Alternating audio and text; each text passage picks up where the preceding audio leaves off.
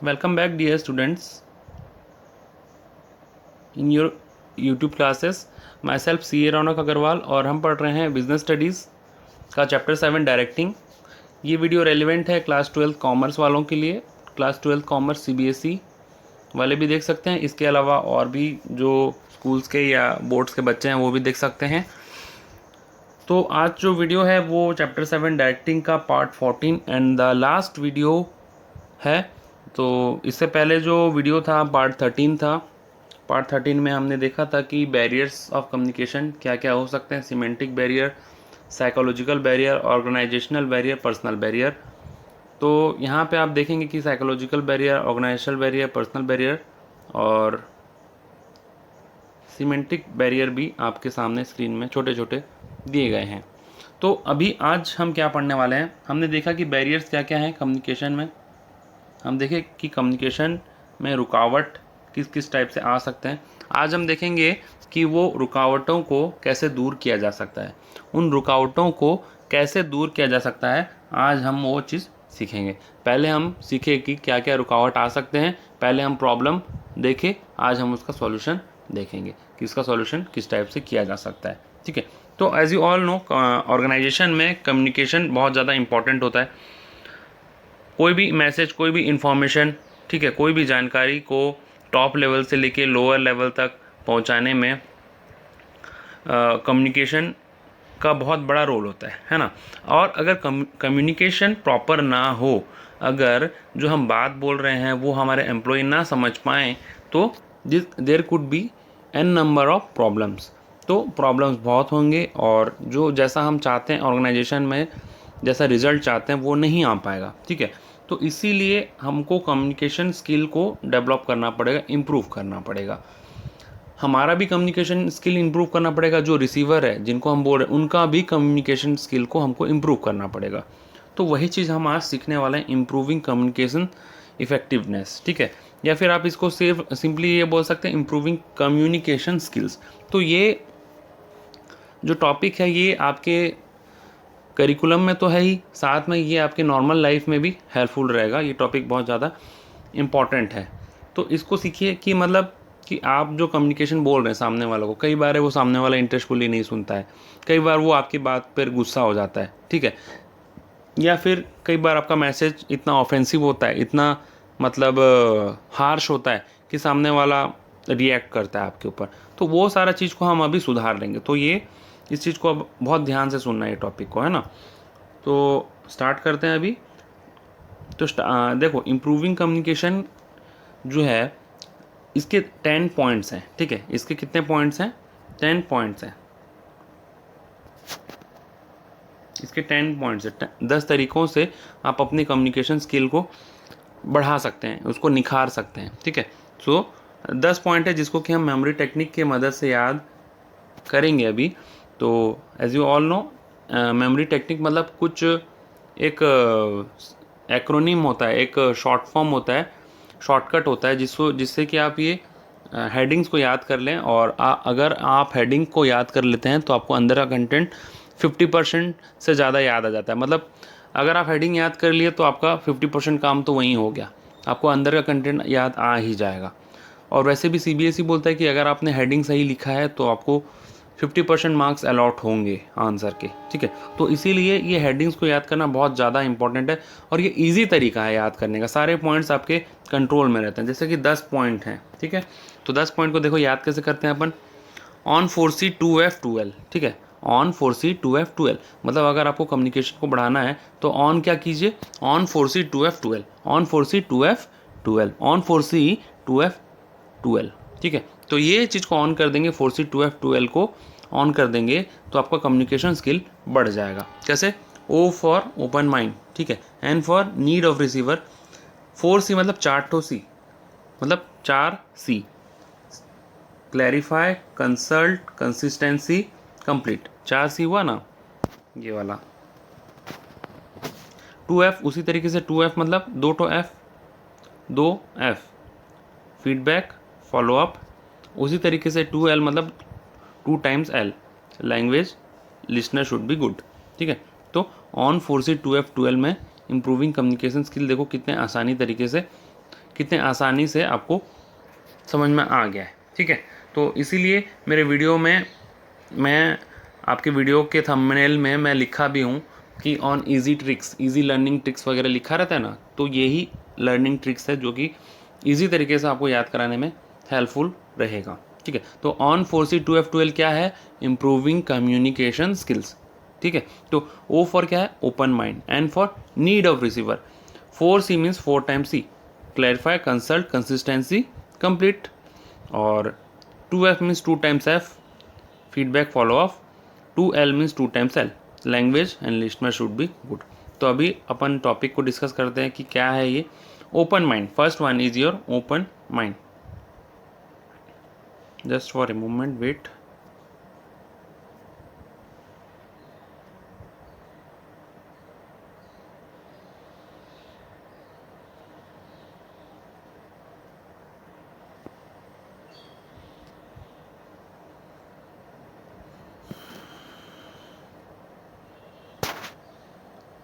हम पढ़ रहे हैं ओपन माइंड।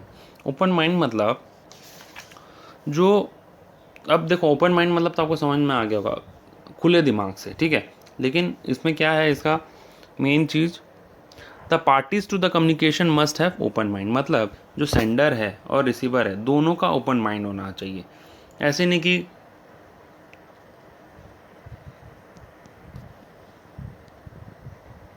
ये सेंडर है और रिसीवर है। ठीक है, तो सेंडर इसको कुछ मैसेज भेज रहा है और रिसीवर पहले से ही कुछ दिमाग में रखे हुए हैं। ठीक है, कुछ पहले से ही सोच रहा है ये सेंडर बेकार है, ये क्या मैसेज भेजेगा, ये तो घोंचू है, ये तो बेकार इंसान है, इसको तो कुछ पता ही नहीं है। No, the receiver should be in open. पहले सुनो तो कम से कम कि सामने वाला बोलना क्या चाहता है। ठीक है, तो ओपन माइंड का होना चाहिए। और उसी तरीके से सेंडर, रिसीवर तो ओपन माइंड होना ही चाहिए, सेंडर भी ओपन माइंड होना चाहिए। पहले से अपने दिमाग में कुछ रखे रहेगा कि मैं इसको क्यों बताऊं, मैं इसको बताऊंगा तो वो सामने वाला क्या सोचेगा, अगर नहीं बताऊंगा तो क्या सोचेगा, फिर वो सोचने के बाद क्या सोचेगा। ऐसा नहीं होना चाहिए, एकदम क्लियरली अपना थॉट्स को एक्सप्रेस करो। ठीक है, वैसे ऑर्गेनाइजेशन में भी कोई डिसीजन लेना है या कुछ भी लेना है तो sender and receiver should be in open mind. ठीक है, समझ में आ गया होगा। आगे मूव करते हैं।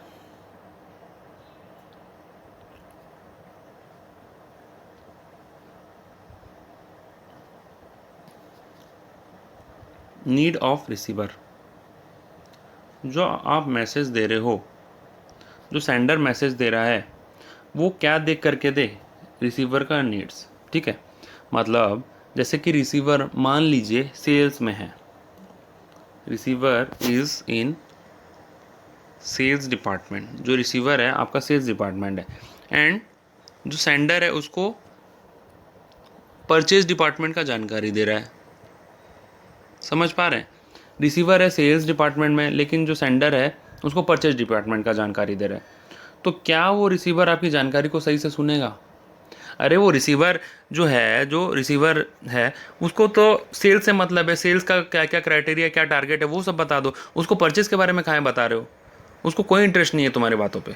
ठीक है, उसी तरीके से अगर एक बच्चा है उसको टॉफ़ी के बारे में ना बता के आप उसको कुछ और चीज़ के बारे में बता रहे हो। जैसे मान लो उसको आप बता रहे हो बच्चों का इंटरेस्ट किस में रहता है? टॉफ़ी में, कार्टून वगैरह में, टॉयज़ में। ठीक है, आप उनको बता रहे हो कि आपको ड्रेस कौन सा पहनना है, या फिर मान लीजिए आप उनको बता रहे हैं कि हम अभी कहाँ जाएंगे। ठीक है, तो उसी टाइप से जो रिसीवर होता है उसको पहले आप देखिए कि वो किस लेवल का है, उसका इंटरेस्ट किस चीज़ में है, उसी के अकॉर्डिंग आप उससे बात कीजिए, तभी वो आपकी बात को सुनेगा। तो नीड ऑफ रिसीवर को हमको ध्यान में रखना ज़रूरी है। ठीक है, तो ये 2 पॉइंट हम किए अभी, ऑन हम कर लिए। अब 4C हम देखेंगे। ठीक है, तो पहला C क्या है? क्लैरिफाई। बोलना क्या चाहते हो भाई, ये तो क्लैरिफाई करो। जैसे मान लो कि मैं अगर क्लास में अभी आपको पढ़ा रहा हूँ, ठीक है, लेकिन कुछ टॉपिक ऐसा है जो कि मैं ज़्यादा ही घुमाया जा रहा हूँ, एंड रिजल्ट कंक्लूजन बता ही नहीं रहा हूँ, तो आप बोलोगे ना सर बोलना क्या चाहते हो? तो वही चीज़ है कि क्लैरिफाई का मतलब है बोलना क्या चाहते हो, क्लियरली एक्सप्रेस करो। उसको इतना ज़्यादा तोड़ मरोड़ के इतना घुमाओ मत कि सामने वाले को समझ में नहीं आएगा। ठीक है, मैं अभी आपको डायरेक्ट ना बोल के कि इम्प्रूविंग कम्युनिकेशन स्किल ना समझा करके मैं बोलूँगा कि कम्युनिकेशन इंपॉर्टेंट होता है, ये बहुत इंपॉर्टेंट होता है, कम्युनिकेशन अच्छा होना चाहिए, ये ऐसा होना चाहिए, कम्युनिकेशन कम्युनिकेशन ज़्यादा लंबा नहीं होना चाहिए वो। अरे आप बोलेंगे कि क्लियरली एक एक पॉइंट वाइज तो बताइए सर, क्या बोलना चाहते हैं, कुछ उसका कंक्लूज़न ही नहीं निकल रहा है। तो there should be the idea behind the communication should be clear.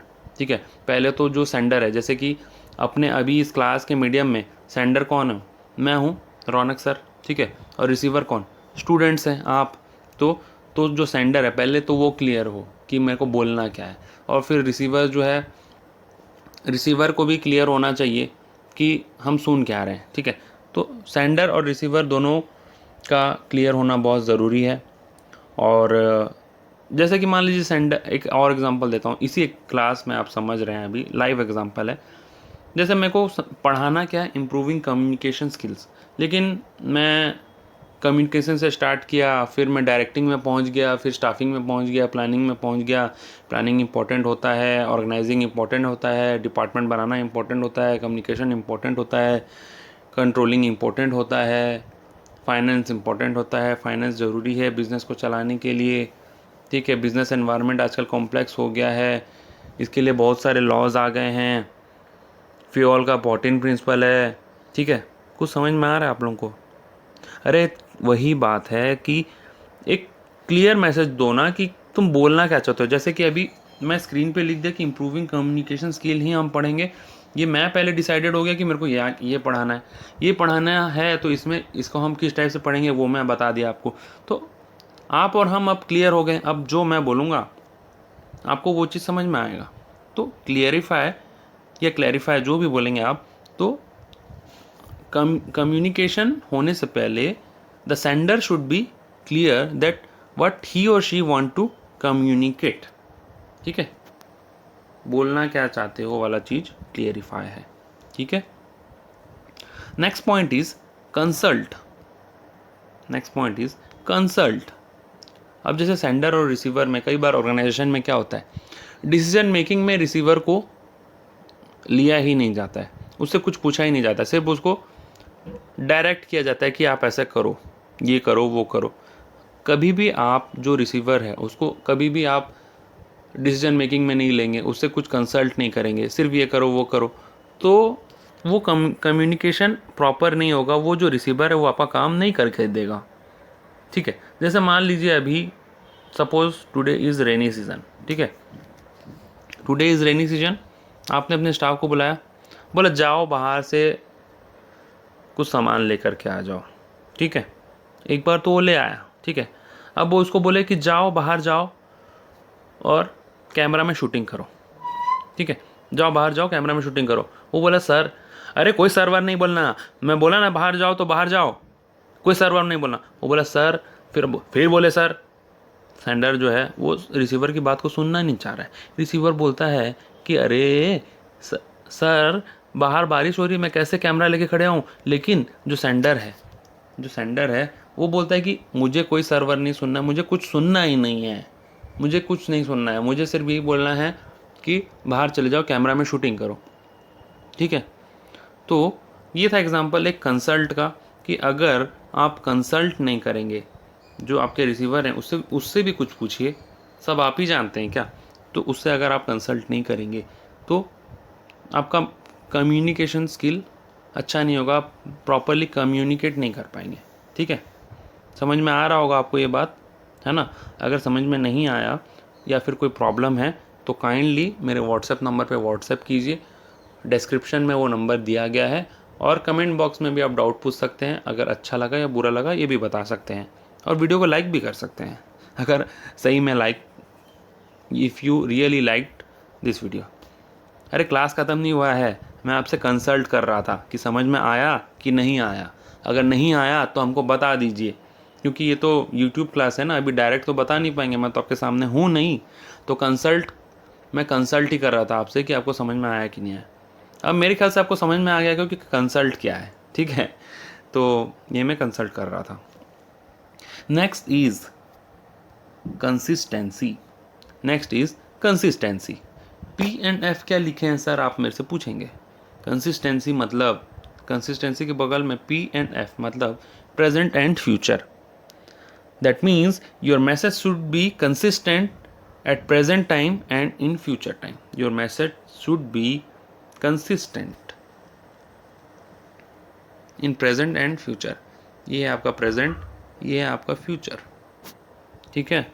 मैंने बोला आपको बिजनेस स्टडीज़ का पेपर जो है वो 80 मार्क्स का आएगा. कब बोला? आज बोला. ठीक है. 2 महीने के बाद अक्टूबर में मैं आपको बोलता हूँ कि नहीं बिजनेस स्टडीज़ का पेपर 150 मार्क्स का आएगा. तो क्या मैं कंसिस्टेंट हूँ अपने मैसेज पे? आप बोलेंगे नो.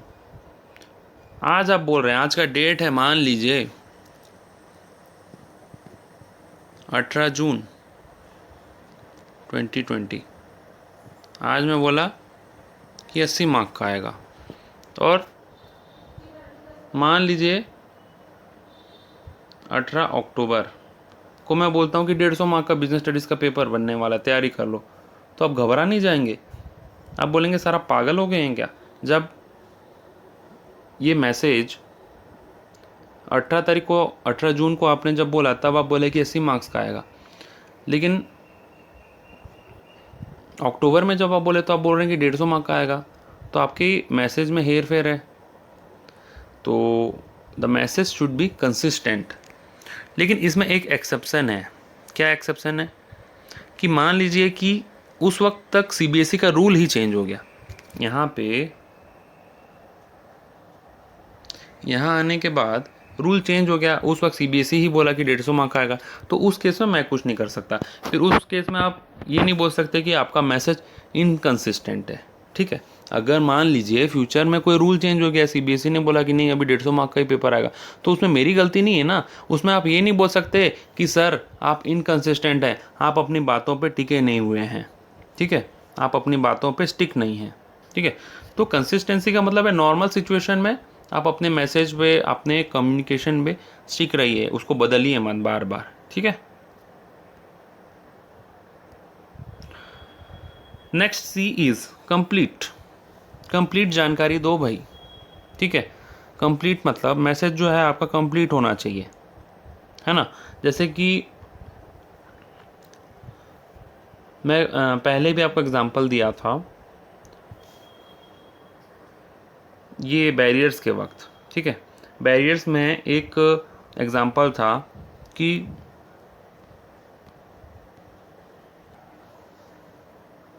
सीमेंटिक बैरियर्स आप यहाँ पे हाईलाइट कर रहा हूँ. ये वाला हिस्सा देखिए. सीमेंटिक बैरियर्स आप पार्ट 12 में पढ़े होंगे आई थिंक.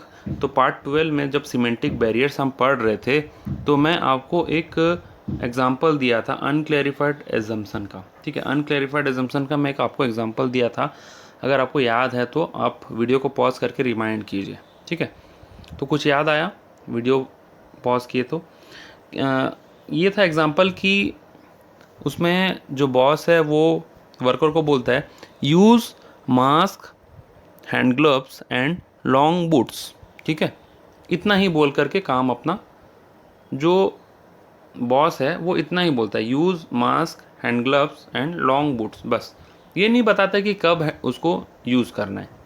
अरे बताओ सही, कंप्लीट बताओ कि मास्क कब यूज़ करना है, हैंड ग्लव्स कब यूज़ करना है, बूट कब यूज़ करना है. जब मशीन में काम करोगे तब, बाकी टाइम नहीं. बाकी टाइम आप नॉर्मल यूनिफॉर्म में आप अपने फैक्ट्री में आएँ या फिर वर्क प्लेस में आएँ.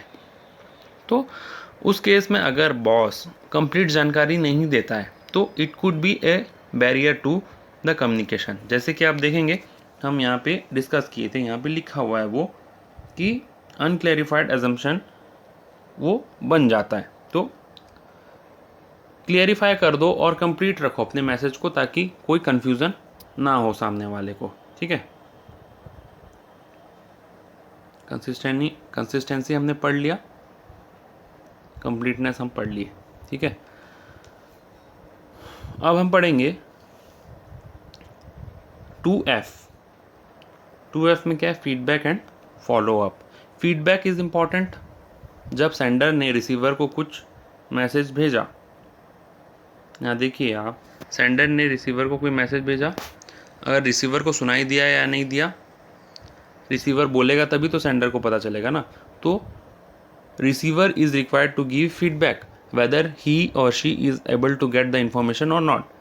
लाइकवाइज कई बार जैसे जूम में मीटिंग्स होते हैं, जूम में क्लासेस वगैरह होते हैं स्टूडेंट्स के, तो जूम में भी क्लास वगैरह जब लेता हूँ मैं, तो आप देखे होंगे कई स्टूडेंट्स जो मेरे पुराने हैं वो देखे होंगे कि मैं पूछता हूँ कि can you able to hear me बोल करके मैं पूछता हूँ, फिर उनका मैसेज आता है येस और नो, या तो वो वॉइस में बोल देते हैं या कई बार ऑडियो प्रॉब्लम भी रहा है आप देखें तो फिर आप लोग चैट में मुझे बताते हैं, जूम वाले बच्चे चैट में बताते हैं कि सर वॉइस नहीं आ रहा है।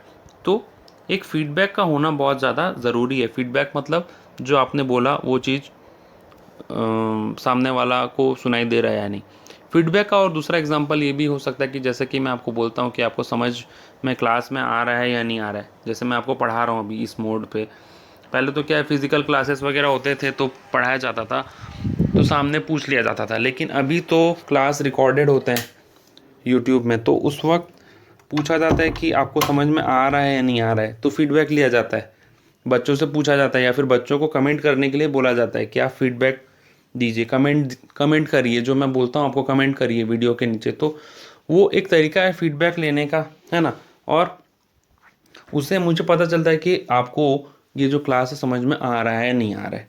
तो फीडबैक बहुत ज़्यादा इम्पॉर्टेंट रोल प्ले करता है। इनफैक्ट मैं बोलूँगा कि 50% काम है फीडबैक का आपको आपके कम्युनिकेशन स्किल को इम्प्रूव करने के लिए, आपके कम्युनिकेशन को कंप्लीट करने के लिए फीडबैक का बहुत ज़्यादा बड़ा रोल है। तो फीडबैक लेना ना भूलें कभी भी। आप ऑर्गेनाइजेशन में आप एम्प्लॉई बनेंगे या फिर बॉस बनेंगे या फिर कोई भी लेवल में जाएंगे तो ये फीडबैक का लेना बहुत ज़्यादा ज़रूरी है। ठीक है, तो फीडबैक आई होप आपको समझ में आया होगा। उसके बाद है फॉलो अप। ठीक है, फॉलो अप में क्या होता है, देखो there are this two are similar. ठीक है, अब जैसे मान लो ये दोनों सिमिलर टाइप का चीज़ है, थोड़ा सा डिफरेंस क्या है, जैसे मैं पढ़ा रहा हूँ, ठीक है, ये मैं पढ़ाया, स्टूडेंट्स ने फीडबैक दिया, स्टूडेंट्स ने रेस्पॉन्ड किया, तो वो बनेगा फीडबैक। ठीक है, मान लीजिए कि स्टूडेंट्स यानी कि आप सब ने कोई रेस्पॉन्ड नहीं दिया, तो मैं क्या करूँगा, मैं पूछूंगा I will call students and ask about class. मैं बच्चों को फ़ोन करके पूछूंगा और क्लास के बारे में पूछूंगा, फ़ोन करके क्लास के बारे में पूछूंगा, तो वो बनेगा फॉलो अप। दोनों ही केस में मैं फीडबैक ले रहा होता हूँ। फीडबैक के केस में जो रिसीवर है वो अपने तरीके से अपने साइड से दे देता है, लेकिन फॉलोअप के केस में सेंडर पूछता है, सेंडर लेता है वो फॉलोअप। ठीक है, सेंडर जब फीडबैक ले तो वो फॉलोअप बन जाता है, सेंडर जब फीडबैक ले तो वो फॉलोअप बन जाता है। ठीक है, तो there should be a proper follow-up of information given by the managers to subordinate. This follow-up helps to remove hurdles, misunderstanding of instruction। मतलब वही चीज़ जब अगर सेंडर रिसीवर से ले तो वो फॉलोअप बन जाता है, जब सेंडर रिसीवर से फीडबैक ले कि कैसा था कैसा नहीं तो वो फॉलोअप बन जाता है। अगर वही चीज़ टीचर जब स्टूडेंट से पूछे कि क्लास कैसा था, आपको समझ में आया नहीं आया, तो वो फॉलोअप बन जाता है। समझ में आया दोनों का डिफरेंस और दोनों का similarity. Now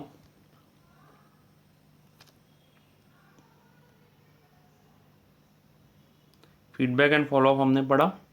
now 2L is remaining over here. 2L, first L is language, second L is listener should be good. पहले हम बात कर लेते हैं लैंग्वेज के ऊपर। ठीक है, लैंग्वेज कैसा होना चाहिए। अभी मैं पढ़ा रहा हूँ, कुछ वर्ड इंग्लिश में बोल रहा हूँ, कुछ हिंदी में बोल रहा हूँ। ठीक है, इन्नड़ उल्लू मुल्लू कुछ समझ में आया, मैंने कोशिश किया कि तेलुगु बोलने का, कि तेलुगु भी शायद नहीं होगा क्योंकि मुझे तेलुगु तो आता नहीं, लेकिन अगर मैं यहाँ पे तेलुगु में बोलूँ, कन्नड़ में बोलूँ, ठीक है, आपको मलयालम में बोलूँ, तो कुछ ही बच्चे शायद समझ पाएंगे जो तेलुगु समझते होंगे। लेकिन ऑल ओवर इंडिया में जो बच्चे को तेलुगु या कन्नड़ वन्नड़ नहीं आता, मैं इल्लू इल्लू करूँगा तो आपको समझ में आएगा? नहीं आएगा। तो लैंग्वेज कैसा होना चाहिए? लैंग्वेज ऐसा होना चाहिए जो कि आपका रिसीवर समझ पाए। अभी जैसे जो रिसीवर है मोस्टली इंग्लिश एंड हिंदी समझते हैं ना आप लोग? देखो, इसके अलावा दो लैंग्वेज के अलावा मेरे को एक लोकल लैंग्वेज आता है उड़िया, और चौथा लैंग्वेज मुझे नहीं आता है, मैं पढ़ा भी नहीं सकता उस लैंग्वेज में। और ऐसा शायद ही कोई इंसान होगा इंडिया में जो कि इंग्लिश और हिंदी ना समझे, या तो उसको इंग्लिश आता होगा समझ में, या तो हिंदी समझ में आता होगा। ठीक है, आइदर ही और शी कुड अंडरस्टैंड इंग्लिश और ही और शी कुड अंडरस्टैंड हिंदी। अभी मैं इंग्लिश में एक लाइन बोला तो अब वो भी आपको समझ में आ गया होगा।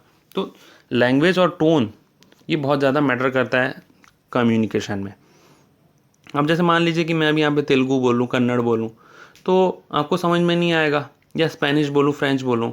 वैसे तो देखो ये सारे लैंग्वेज मुझे खुद को नहीं आते, बट स्टिल अगर जो सेंडर है वो इस टाइप के लैंग्वेज बोले जो कि रिसीवर की समझ में ना आए, तो रिसीवर आपके मैसेज को समझ नहीं पाएगा, वो आपके सामने से भाग जाएगा। सिंपल सा बात है, आप बोलते रह जाएंगे। ठीक है, तो the language and tone of the message, content of the message should be very carefully selected so that the receiver could able to understand it.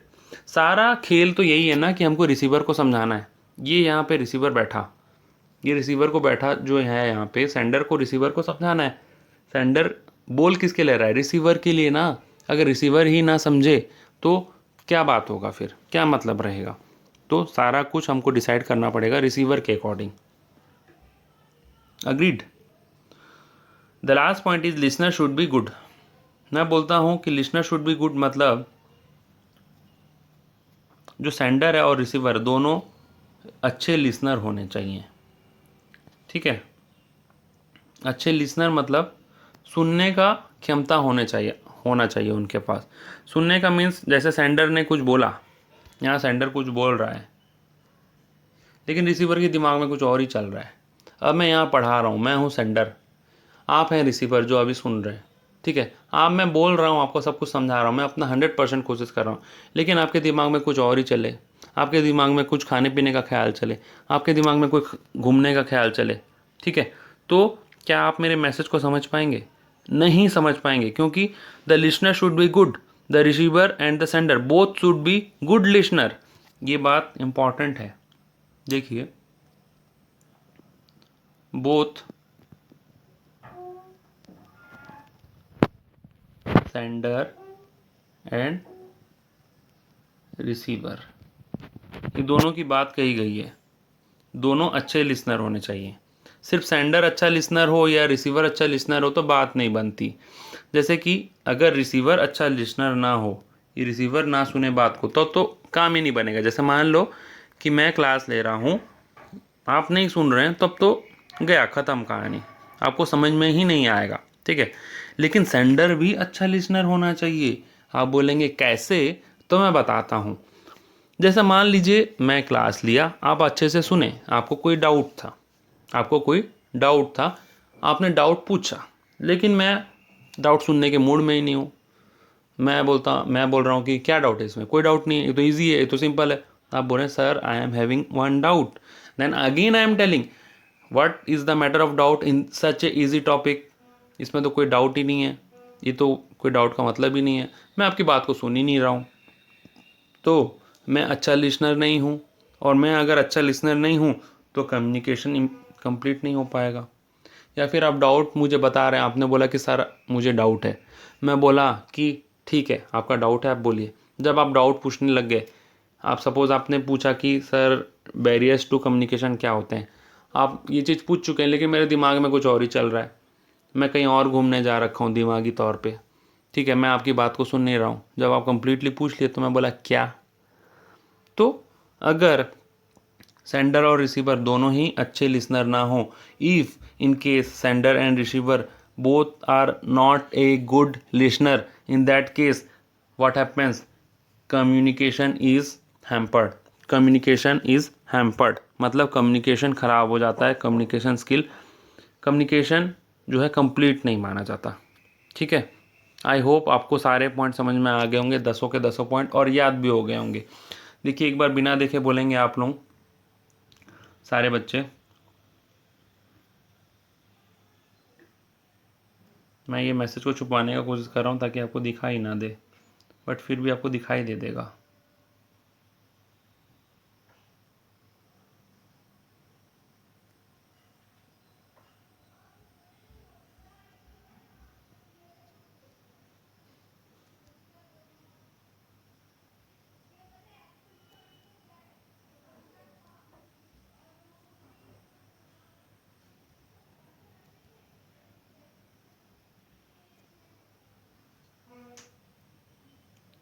तो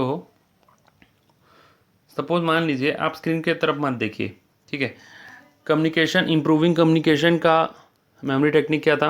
on 4C2F12, on 4C2F12, O for open mind, N for need, 4 type of C, C for clarify, C for consult, C for consistency, C for complete, 2F, F 2 bar, feedback follow up, feedback follow up, 2L 2 bar L, language and listener should be good, ठीक है। तो on 4C2F12 आपको समझ में आ गया होगा। Improving communication, open mind मतलब क्या बोला था? सेंडर और रिसीवर दोनों ही खुले दिमाग के होने चाहिए। दूसरा बहुत N for need of receiver में मैंने क्या बोला था कि हमको, मैं ये बोला था कि जो रिसीवर है उसके उसके उसके अकॉर्डिंग हमको कम्युनिकेट करना चाहिए। जैसे कि आपका रिसीवर अगर छोटा बच्चा है तो उसके अकॉर्डिंग आपको उसी के लेवल का बात करना पड़ेगा। 4C में क्लैरिफाई मतलब क्या बोला था, बोलना क्या चाहते हो वो बता दो। कंसल्ट मतलब सामने वाले से भी कुछ सलाह लो। उसके बाद जैसे कि कैमरामैन आपको, आप एक इंसान को कैमरा में रिकॉर्डिंग करने के लिए बोले हो लेकिन बाहर बारिश हो रही है तो उससे भी कंसल्ट करो कि सिचुएशन क्या है। कंसिस्टेंसी मतलब एक ही बात बोलना, बार बार अलग अलग बात नहीं बोलना। आज कुछ आप बात बोल रहे हैं प्रेजेंट में, फ्यूचर में कुछ और बात बोल रहे हैं, तो वो कंसिस्टेंसी है। कंप्लीट मतलब पूरी जानकारी देना, कब हैंड ग्लव्स पहनना है, कब लॉन्ग बूट्स पहनना है, तो वो सारा कंप्लीट जानकारी देना। फीडबैक मतलब क्या है, आपने जो कम्युनिकेट किया वो सामने वालों को समझ में आया या नहीं आया, वो फीडबैक लेना। फॉलोअप मतलब फीडबैक सामने वाला रिसीवर अपने आप देता है, फॉलोअप जो है सेंडर रिसीवर से अपने तरफ से लेता है, तो फॉलोअप बनता है। लैंग्वेज कैसा होना चाहिए जो सामने वाले को समझ में आए, जैसे कि इंग्लिश और हिंदी। और लिसनर दोनों अच्छे होने चाहिए, चाहे वो सेंडर हो या रिसीवर हो। With this we have completed improving communication skill and improving communication effectiveness, you can say, and also we have completed chapter 7 directing। तो आई होप आपको सारा टॉपिक समझ में आ गया होगा। इसके पार्ट 1 से लेके 14 तक हैं, आप सारे पार्ट आप देख लीजिए। जो मिसिंग है वो आप देख सकते हैं, जो आप नहीं देख पाए हैं। और उसके बाद आप पार्ट 14 में आइए, जो पहले का पार्ट नहीं देखे हैं वो देख करके आप पार्ट 14 में आए। तो ऑल 14 पार्ट्स इंपॉर्टेंट है, इसमें से ऐसा नहीं कि आप कोई पार्ट नेगलेक्ट कर देंगे तो आपको चैप्टर समझ में आ जाएगा। सारे इंटरलिंक्ड हैं, तो मैं बोलूँगा कि आप सारे पार्ट देखिए, और सारा यूट्यूब में दिया गया है तो आप देख सकते हैं, ठीक है। इसके बाद आगे हम हो सकेगा तो हम रिवीजन क्लास चैप्टर 7 डायरेक्टिंग का बनाएंगे, रिवीजन क्लास बनाएंगे। और क्वेश्चन आंसर और केस स्टडीज़ भी मैं डालता हूँ इस चैनल पे, तो आप देख पाएंगे कि वो क्वेश्चन आंसर और केस स्टडी वाला जो दौर है वो भी इसमें दिखेगा, ठीक है। Thank you for watching this video, have a nice day, bye bye.